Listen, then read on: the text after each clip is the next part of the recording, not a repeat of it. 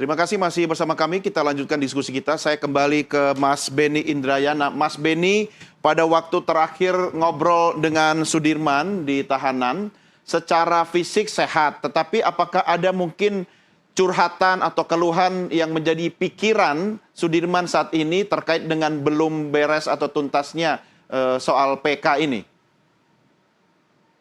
Ya, untuk fisik kan sehat ya kalau Sudirmannya. Ya, tapi untuk punggung masih tetap sakit. Ya, masih biasa merasakan sakit kalau berbaring atau duduk terlalu lama gitu. Itu sakit akibat penyiksaan masa lalu itu ya? Ya, kalau badan mah sehat sih, cuman masih rasa sakit itu loh. Oke, apakah ada perhatian khusus dari pihak di tahanan terkait dengan perlakuan berbeda atau mungkin dalam tanda petik apakah ada upaya tekanan-tekanan yang diberikan oleh aparat? Belum ada sih untuk saat ini. Oh ya, Belum ada kabar. jangan ada ya, jangan ada. Iya, jangan ada. Ya, apa yang pernah disampaikan oleh Sudirman, mungkin secara hati ke hati, curhat dengan Mas Beni, terkait dengan kasus atau belum beresnya PK ini, ada yang pernah disampaikan oleh Sudirman? Dia selalu menanyakan setiap kalau besok itu Sudirman itu menanyakan soal gimana keputusannya. Ya, kalau di lapas ya kadang kepikiran sehari aja kayak lama gitu sekarang tuh. Iya.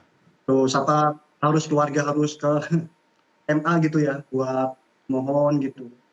Iya. Ya, saya juga sedih sih sebagai keluarga ya. Ini kan lama banget, ini udah 3 bulan gitu.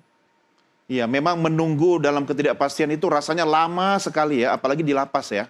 Iya, Nah, dari betul. keluarga sendiri, Mas Beni, apa yang bisa Anda atau keluarga kemudian berikan dukungan kepada Sudirman selama proses menunggu ini?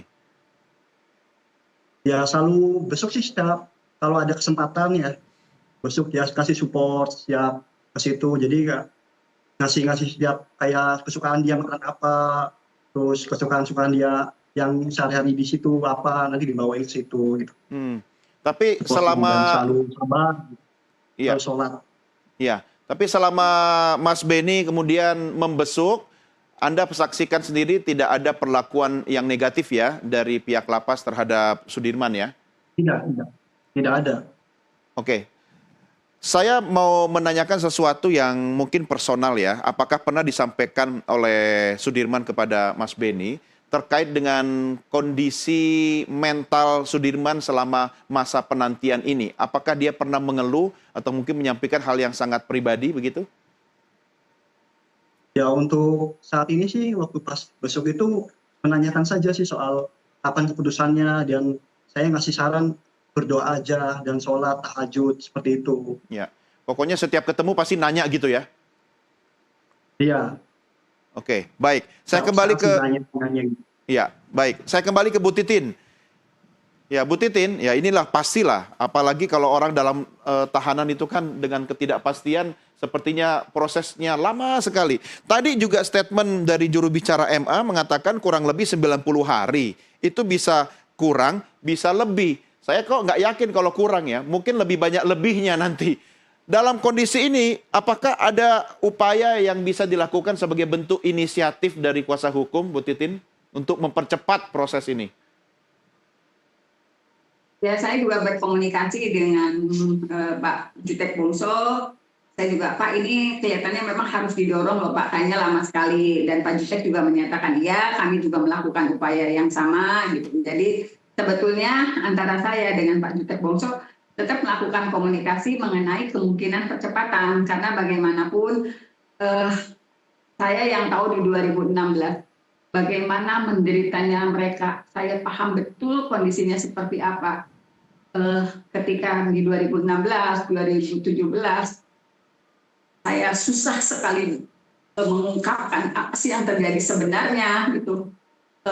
Dan sekarang setelah 2024 penantian yang panjang dengan penderitaan yang luar biasa, tiba-tiba kondisinya terbuka, tiba-tiba kita juga didukung oleh semua media, kita didukung oleh seluruh masyarakat Indonesia, dan kita berharap institusi Mahkamah Agung, kita berharap sangat luar biasa karena kalau saja mudah-mudahan saya salah seperti yang tadi disampaikan oleh dari Mahkamah Agung mereka tidak melihat tayangan televisi begitu viralnya, mudah-mudahan salah gitu.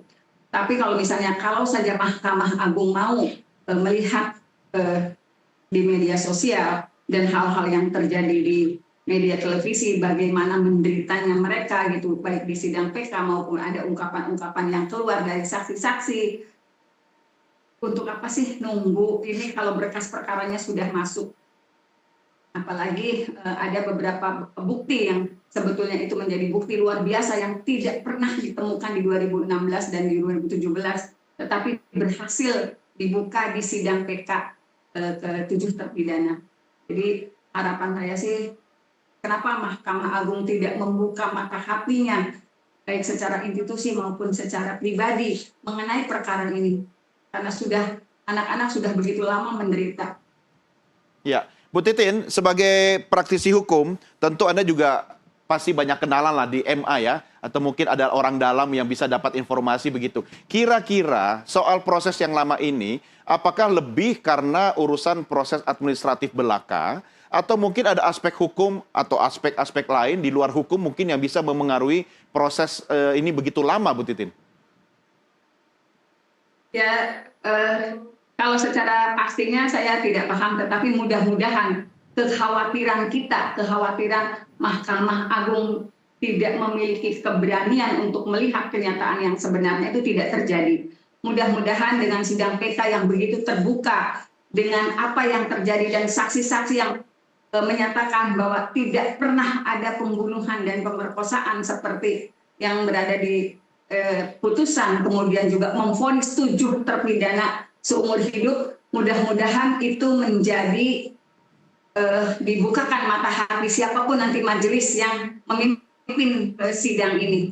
Jadi saya sih berharap apa yang kekhawatiran kami gitu, ada sesuatu yang disembunyikan, saya berharap mudah-mudahan tidak ada. Ya. Mudah-mudahan. Ya, apa itu kekhawatiran Anda terkait tentang sesuatu yang disembunyikan itu, menyangkut apa sih? Ya, kalau melihat proses sejak awal kan yang saya tahu pasti di 2016 ada kesalahan proses yang sejak awal sudah dilakukan oleh institusi tertentu. Walaupun ini bukan berarti institusi secara keseluruhan, tetapi hanya oknum. Mudah-mudahan institusi yang besar ini tidak melindungi oknum yang melakukan upaya-upaya sehingga vonis terhadap 8 terpidana yang begitu berat dijatuhkan. Oke. Dan saya berharap Kapolri juga, yang saya yakinlah dari tim sus bentukan Mabes yang sudah mengetahui apa sih masalah yang terjadi, mudah-mudahan juga memberikan masukan yang benar setelah berada beberapa lama di Cirebon.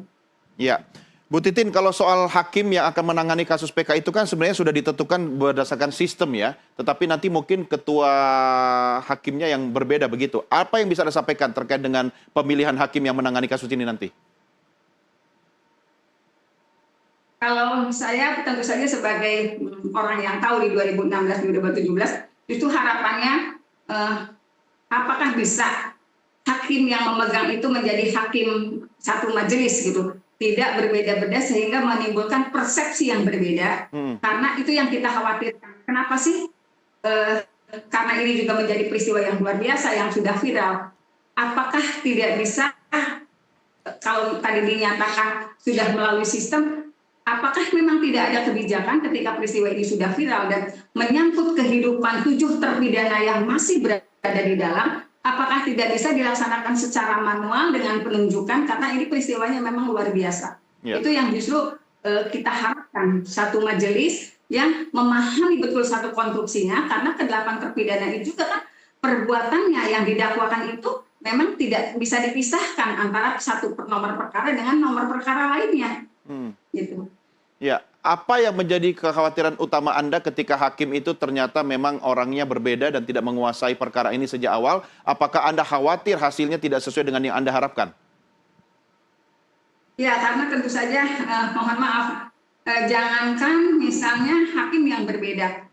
Saya dalam posisi kuasa hukum di 2016, kemudian di 2017 juga, kemudian di 2024, dengan misalnya pada Sakatatal gitu ada tim yang memberikan informasi ini loh konstruksi yang terjadi di 2016 kan begitu sulit karena apa mereka tidak mengetahui peristiwa di 2016 2017 padahal tujuan kami sama-sama membela gitu loh. Ya. Itu aja saya perlu ekstra untuk menjelaskan kondisi yang sebenarnya, apalagi misalnya majelis yang di Mahkamah Agung yang menerima berkas yang tentu saja ada persepsi yang berbeda dari jaksa penuntut umum. Jadi tentu saja kekhawatiran itu terjadi pada saya sebagai pengacara di 2016-2017.